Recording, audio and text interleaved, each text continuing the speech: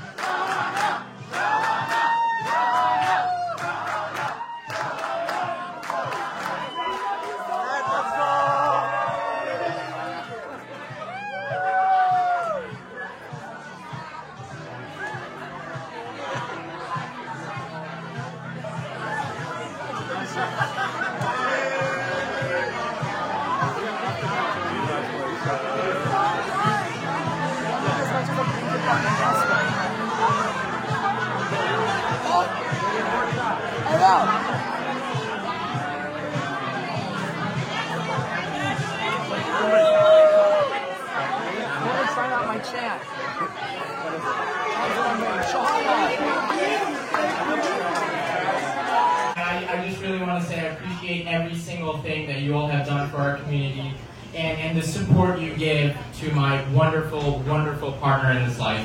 So now I have the honor of introducing our council member, Ray.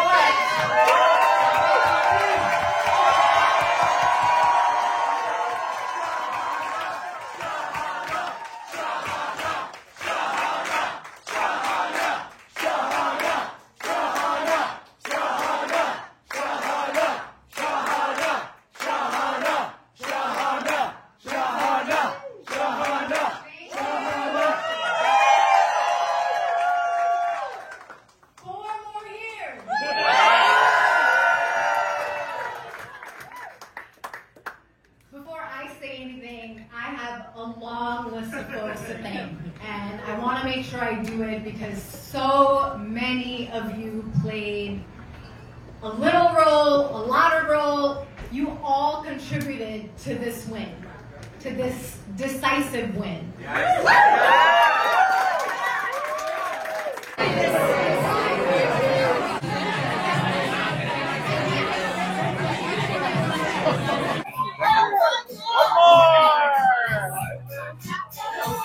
আমাদের আজকের এই বিজয় ব্রুকলিনবাসীর বিজয়, এই বিজয় বাংলাদেশ কমিউনিটির বিজয়।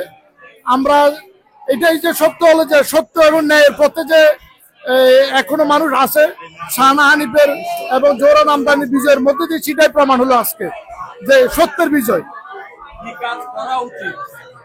কমিউনিটির জন্য সবচেয়ে ইম্পর্টেন্ট কাজ হলো কমিউনিটির জন্য যেটা হচ্ছে স্কুলগুলোকে আরো উন্নত করা। স্কুলের যে প্রতিশ্রুতি দিয়েছে 6টা পর্যন্ত এক্সট্রা ক্লাস করানো, স্কুলের যে আপনার ইভিনিং ক্লাসটা সেটা যেন এবং ছাত্রদের প্রতি মানুষ গড়ার জন্য যে প্রতিশ্রুতি সেটা যেন বাস্তবায়ন হয়।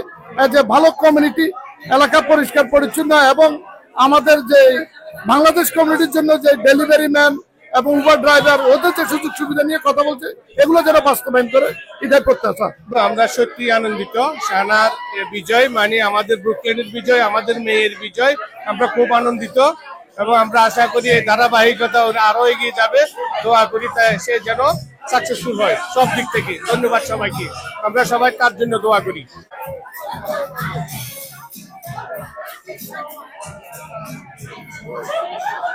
অনেক অনেক ভালো লাগছে।